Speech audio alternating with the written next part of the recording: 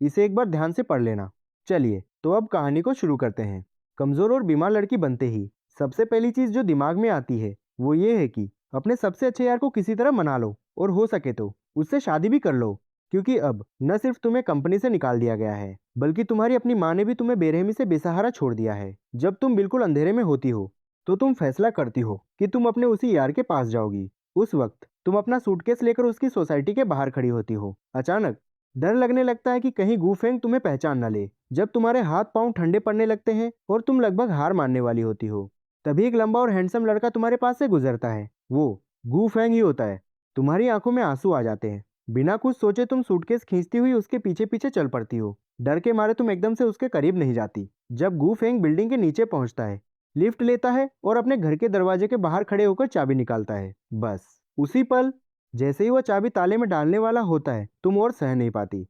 तुम जोर से पीछे से उसकी कमर पकड़ लेती हो और अपना पूरा चेहरा उसकी पीठ से लगा लेती हो। गूफेंग इतना डर जाता है कि घबराहट में उसके हाथ से चाबी नीचे गिर जाती है। वह नीचे झुककर देखता है। एक काले लंबे बालों वाली लड़की उसकी कमर को कसकर पकड़े हुए है। उसका सिर पीठ में दबा है और उसके कंधे जोर जोर से कांप रहे हैं।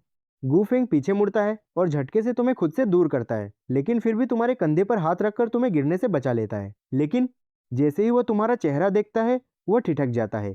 वह गोरा चिकना चेहरा उसे असली लग ही नहीं रहा था। तुम्हारी पलकों पर आंसू ऐसे टंगे थे जैसे ओस की छोटी छोटी चमकती बूंदें। गूफेंग ने हैरानी से अपनी पलकें झपकाईं। सामने एक बेहद सुंदर लड़की खड़ी थी जिसकी आंखों से अभी भी आंसू बह रहे थे। वो सीधे उसके घर के बाहर उसे ही देख रही थी। तुम कौन हो? उसने घबराकर पूछा। तुम्हारे होठ कांप रहे थे, आंसू लगातार गालों पर बह रहे थे।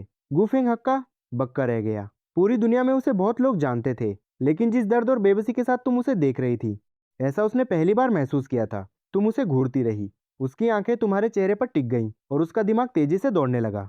ये नाजुक सा चेहरा, ये रूप रेखा, अगर ये लंबे बाल हटा दें और एक काले फ्रेम वाला चश्मा लगा दें तो ये शक्ल नहीं, ये तो असंभव था। तभी तुम्हारी रुंधी हुई आवाज निकली। तुम्हारी सांसें तेज चल रही थीं। मेरे पास अब कहीं जाने की जगह नहीं है। तुम्हारे ठंडे हाथों ने कांपते हुए उसकी आस्तीन पकड़ ली। क्या तुम मुझे अंदर ले चलोगे? कुछ पल के लिए गूफेंग सुन्न रह गया।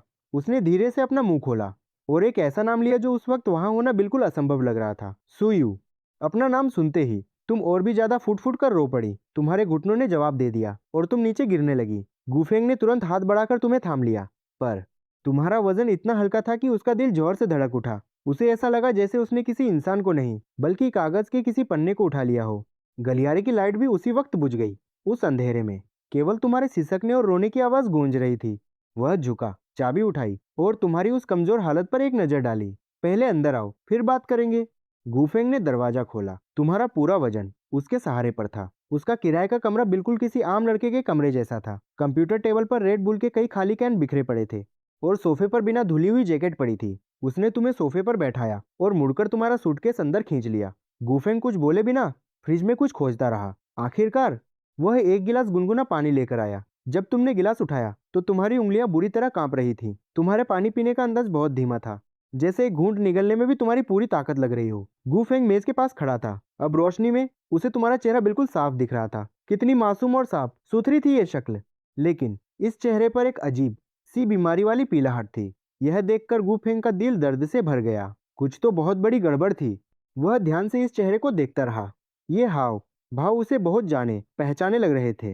अरे, ये तो वही है जो उसके साथ 7 साल तक एक ही कमरे में रहा था, उसका पक्का दोस्त सुयू। गूफेंग ने बिल्कुल धीमी आवाज में कहा, तुम सुयू हो ना?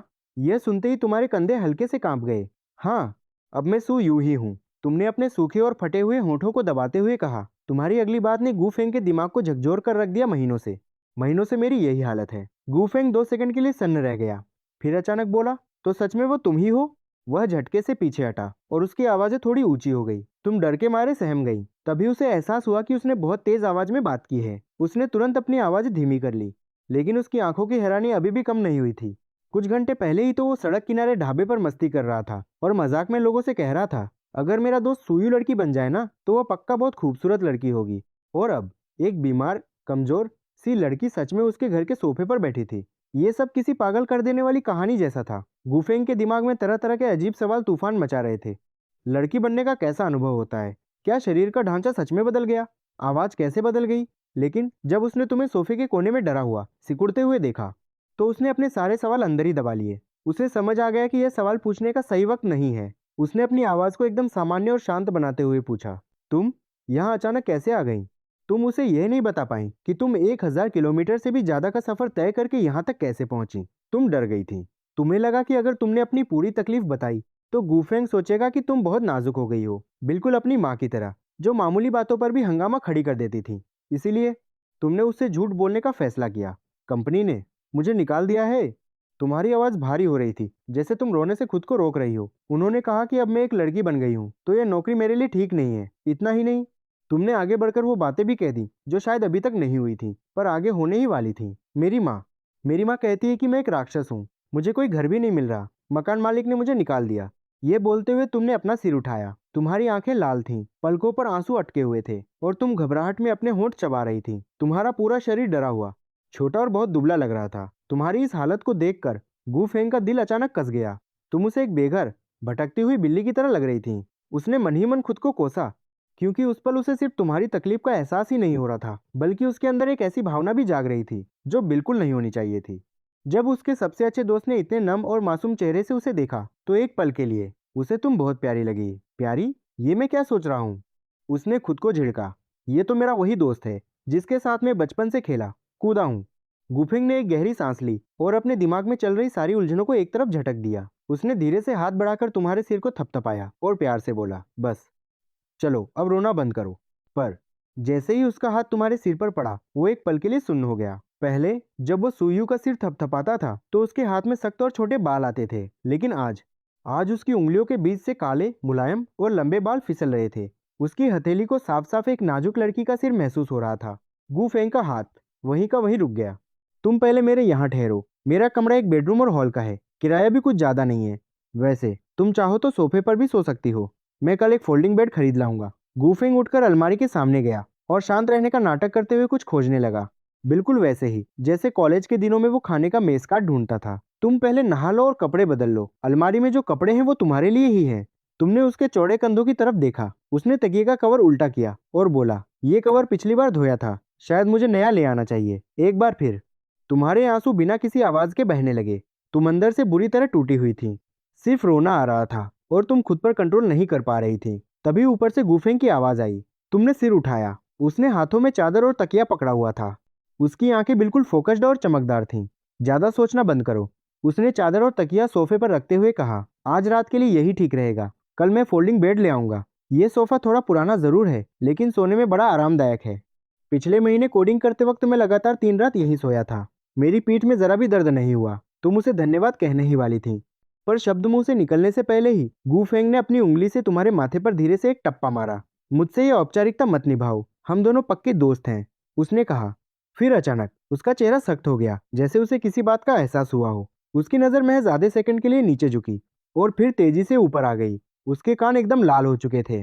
तुमने तुमने अपनी बदलने वाली चीजें बैग में रखी है ना? उसने हिचकिचाते हुए पूछा। तुम्हें पहले तो समझ ही नहीं आया कि वह क्या कह रहा है। उसके चेहरे के हाव भाव अजीब थे। उसका इशारा लड़कियों वाले अंदरूनी कपड़ों की तरफ था कि वो तुम्हारे पास है या नहीं। अचानक कमरे में एकदम सन्नाटा छा गया। पल भर में तुम्हारा चेहरा शर्म और दर्द से लाल हो गया। गर्दन से लेकर कानों तक तपने लगे। तुमने झटके से अपना सिर नीचे झुका लिया। गूफेंग भी अपना चेहरा घुमाकर जल्दी जल्दी कंप्यूटर टेबल की तरफ बढ़ गया। ठीक है, तुम पहले नहा लो, तब तक मैं जरा ये टेबल साफ कर लेता हूँ। पर सच तो ये था कि उसे टेबल साफ करने की कोई जरूरत नहीं थी। उसे बस तुम्हें न देखने का एक बहाना चाहिए था, क्योंकि उसने एक बहुत बड़ी और अजीब उलझन पकड़ ली थी। तुम्हारा वो शर्माया हुआ लाल चेहरा वाकई बहुत खूबसूरत लग रहा था। गुफेंग ने अपनी आंखें बंद कर ली और दिल ही दिल में जोर से चीखा, शांत हो जा यार, थोड़ा होश में रह। ये सुयू है, तुम्हारा सच्चा जिगरी दोस्त। पर फिर भी वो खुद को रोक नहीं पाया और चुपके से उसने तुम्हारी तरफ एक नजर डाल ही ली, बस एक नजर। और उसने देखा कि तुम झुककर अपना सामान निकाल रही हो। तुम्हारी हुडी थोड़ी ऊपर खिसक गई थी, जिससे तुम्हारी गोरी और चमकदार त्वचा साफ दिख रही थी। ये लड़की उसकी जिंदगी में देखी गई अब तक की सबसे सुंदर लड़की थी। वह कंप्यूटर स्क्रीन को घूरते हुए खुद पर गुस्सा होने लगा। गूफेंग, थोड़ा होश में आ। सुयू को रहने के लिए कहीं जगह नहीं मिली है और तेरे मन में ऐसे गलत ख्याल आ रहे हैं। यह तो मौके का फायदा उठाना हुआ। खुद को डांटने के बाद आखिरकार गूफेंग सामान्य हुआ। वह मुड़ा और थोड़ी गंभीर आवाज में बोला, सुयू, तुम कपड़े निकाल रही हो ना? रुको, सुनो, तुम जितने दिन चाहो यहाँ रह सकती हो। गूफेंग सीधे तुम्हारी आंखों में देख रहा था। इस कमरे में 2 लोग आराम से रह सकते हैं, इसलिए कोई झिझक मत रखना। पहले यहाँ अच्छे से सेट हो जाओ, फिर हम मिलकर आगे का कोई रास्ता निकाल लेंगे। तुम उसकी टी शर्ट को अपने सीने से लगाए हल्की सी मुस्कान के साथ खड़ी थी। तभी गूफेंग ने अपनी ठोड़ी उठाई और हंसते हुए कहा, और हाँ, मुझसे धन्यवाद मत कहना। अगर कहा तो मैं सच में गुस्सा हो जाऊंगा। तुम्हारी आंखों में बहुत मासूमियत है, अब तुम और बर्दाश्त नहीं कर पाई। तुमने पूरे दिल से उस टी शर्ट में अपना चेहरा छुपा लिया और अपने ताज़ा आंसू पोंछने लगी। गूफेंग फिर से मुड़ा और नाटक करते हुए टेबल से एक खाली कैन उठाया, लेकिन उसके दिमाग में बस एक ही ख्याल चल रहा था, ओह नहीं, तुम अभी इस नाजुक हालत में हो और मेरा ऐसा सोचना तो पूरी तरह से गलत है। अगले ही सेकंड तुम टी शर्ट और अपने कपड़े लेकर बाथरूम की तरफ चली गई। दरवाजा बंद करते ही तुम्हारा ध्यान फिर से गूफेंग की तरफ गया।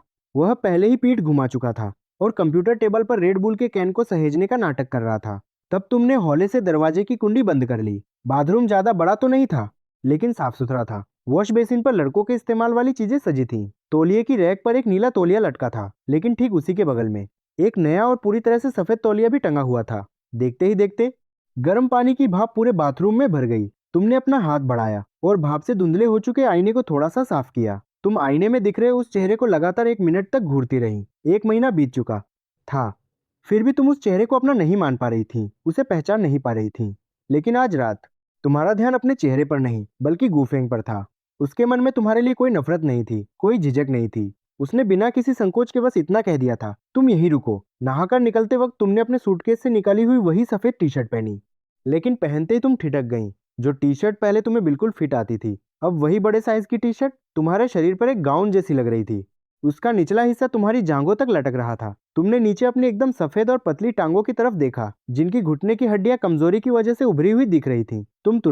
तुम्हें अपने आधे गीले और आधे सूखे बाल कंधों पर बिखरे हुए महसूस हुए। जैसे ही तुम बाथरूम का दरवाजा खोलकर बाहर आती हो, तुम देखती हो कि गूफिंग हेडफोन लगाए हॉल में बैठा हुआ है। उसके सामने 3 स्क्रीन चमक रही हैं और वो बीच वाली स्क्रीन पर गेम खेल रहा है, वही गेम जो तुम दोनों कॉलेज के दिनों में रोज खेला करते थे। बाईं स्क्रीन पर वीचैट खुला था और दाईं तरफ भी स्टेशन। हेडफोन लगे होने के कारण उसने तुम्हारे बाहर आने की आवाज बिल्कुल नहीं सुनी, इसलिए तुम दबे पांव धीरे धीरे उसके पास जाती हो और चुपचाप उसके पीछे खड़ी हो जाती हो। इस एंगल से तुम्हें उसकी गेमिंग स्क्रीन साफ दिखाई दे रही थी। गेम में उसकी हालत काफी खराब थी। विरोधी टीम उसके साथियों को चुन चुन कर मार रही थी। गूफेंग का एक साथी उसे सलाह दे रहा था कि नॉर्मल गेम खेलो, लेकिन गूफेंग उसकी बात नहीं सुन रहा था। उसका खेलने का अंदाजा अच्छा था, लेकिन सामने वाली मिड लेन का खिलाड़ी बहुत ज्यादा मजबूत था और गूफेंग उसका सामना नहीं कर पा रहा था। तुमने महज आधे मिनट में ही पूरी स्थिति को समझ लिया। तुम अचानक उसके करीब झुककर बोलती हो, लाओ मैं मदद करूं। गूफेंग का हाथ अचानक कांप जाता है। घबराहट में उसका माउस मैप से बाहर क्लिक हो जाता है। वह झटके से अपनी गर्दन तुम्हारी तरफ घुमाता है। तुम आगे झुकी हुई स्क्रीन को देख रही हो। इस वक्त तुम दोनों के बीच की दूरी एक हाथ से भी कम है। तुम्हारे बाल अभी भी गीले हैं, कुछ काली जुल्फे तुम्हारे चेहरे से चिपकी हुई हैं और तुम्हारी सफेद टी शर्ट का कॉलर थोड़ा सरक गया है, जिससे तुम्हारी साफ सुथरी कॉलर बोन झलक रही है। गूफिंग की आंखें फटी की फटी रह जाती हैं। वो अपनी कुर्सी को जोर से पीछे धकेलता है, जिससे वह लगभग गिरते गिरते बचता है। तुम इतनी चुपचाप कैसे आ गई? उसने बुरी तरह घबराते हुए कहा। तुम झटके से एक कदम पीछे हट जाती हो। मैंने तुम्हें आवाज दी थी, तुम कहती हो मुझे सुनाई नहीं दिया। मैंने हेडफोन पहने थे। गूफेंग थोड़ा तेज आवाज में कहता है और झटके से अपने हेडफोन उतार देता है। उसका दिल इस वक्त सीने में जोर जोर से धड़क रहा था। वह तुरंत अपनी कुर्सी से उठ खड़ा होता है। ठीक है, ठीक है, अब तुम ही खेलो, वह कहता है। उसकी चाल ढाल ऐसी अजीब लग रही थी, मानो उसकी पीठ में आग लग गई हो। तुम ज्यादा कुछ नहीं सोचती और सीधे उसकी कुर्सी पर बैठ जाती हो, वह कुर्सी जो अभी भी उसके शरीर की गर्मी से तप रही थी। तुमने एक नजर गेम पर डाली। सामने वाली टीम की आर्थिक बढ़त 4000 पॉइंट की थी, लेकिन तुम्हें पता था कि बाद में वे कमजोर पड़ेंगे। तुम अपनी आंखें घुमाकर स्क्रीन को देखती हो। तुम्हारे चेहरे का भाव ऐसा था मानो मैच अगले ही सेकंड में पलटने वाला हो। तुम्हारा गेम खेलने का स्टाइल अचानक बिल्कुल बदल जाता है, जो गूफेंग के जज्बाती और आक्रामक खेलने के तरीके से बिल्कुल अलग था। तुम्हारा खेल शुरू में थोड़ा धीमा और बचकाना लगता है। तुम 2 मिनट तक केवल टाल मटोल करते हुए दुश्मन की लाइन को पीछे धकेल देती हो। फिर बीच की लेन में दुश्मन के घर लौटने के मौके का फायदा उठाकर जंगली इलाके से घूमते हुए महज 30 सेकंड के भीतर एक के बाद एक दो विरोधियों को मार गिराती हो। तुम्हारी टीम के पैसों का अंतर अचानक घटकर सिर्फ 1500 पर आ जाता है। जो साथी खिलाड़ी अभी तक गुस्से में चिल्ला रहे थे, वो बिल्कुल चुप हो जाते हैं। गूफेंग तुम्हारे पीछे खड़ा था, हाथ जोड़े तुम्हारा हौसला बढ़ाते हुए मुस्कुरा रहा था। उसे ऐसा लगा जैसे कंप्यूटर के सामने बैठते ही इस लड़की की आत्मा ही बदल गई हो। कॉलेज के 4 सालों में उन दोनों ने हजारों मैच एक साथ खेले थे, लेकिन आज जिन खिलाड़ियों के सामने वह खेल रही थी, उनका जीतना नामुमकिन लग रहा था। उसी वक्त स्क्रीन पर एक स्पेशल इफेक्ट चमकता है, पेंटाकिल, और विरोधी टीम तुरंत हार मान लेती है। गूफेंग आखिरकार खुद को रोक नहीं पाया और बोल पड़ा, तुम्हारा ये खेल देखकर लग रहा है कि तुम्हारा लेवल तो बहुत ऊपर चला गया है। तुमने बिना स्क्रीन से नजर हटाए एकदम शांत आवाज में कहा, अभी ज्यादा नहीं खेला, इतना कम खेला, फिर भी इतनी चालाकी, ये कैसे हो सकता है? गूफेंग ने हैरानी से कहा। तुमने कोई जवाब नहीं दिया, बस तुम्हारे चेहरे पर एक हल्की सी मुस्कान आ गई।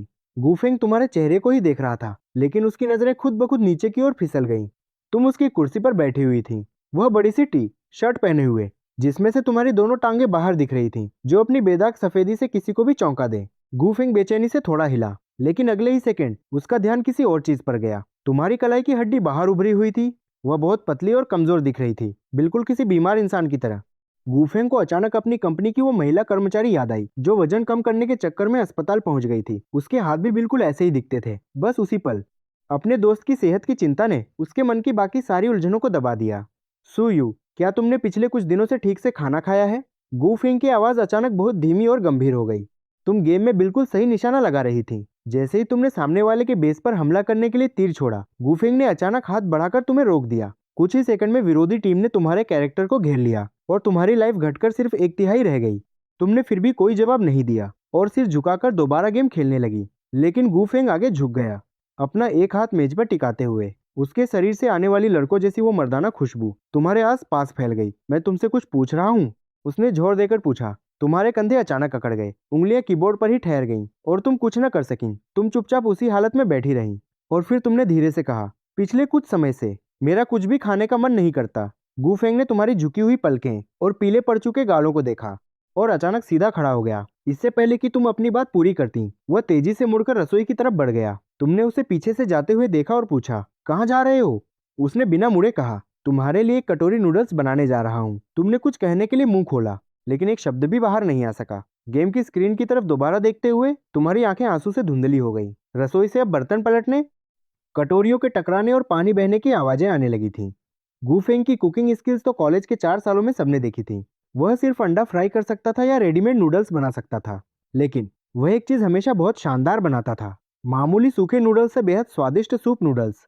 जल्द ही गर्मा गर्म खाने की खुशबू पूरे कमरे में फैल गई। तुम कंप्यूटर के सामने बैठी थी और माउस पर चलती तुम्हारी उंगलियों की रफ्तार खुद धीमी हो गई। जैसे ही तुमने गेम खत्म किया, स्क्रीन पर एमवीपी का साइन चमक उठा, यानी तुम पूरे गेम की सबसे बेहतरीन खिलाड़ी चुनी गई थी। लेकिन तुम्हारा ध्यान गेम पर नहीं था, तुम बस गूफेंग को ही देख रही थी। उसने नूडल्स की कटोरी लाकर मेज पर रखी और चम्मच को कटोरी के किनारे टिका दिया। उसने बस 2 शब्द कहे, खाओ। तुमने कांपते हाथों से चम्मच उठाया और थोड़े से नूडल्स लेकर मुंह में डाले। वो बहुत गर्म थे, लेकिन तुमने उन्हें बाहर नहीं निकाला, बल्कि धीरे धीरे चबाकर निगल लिया। स्वाद बहुत बढ़िया था, हल्का नमकीन और थोड़ा खट्टा मीठा सूप नूडल्स में अच्छी तरह घुला हुआ था।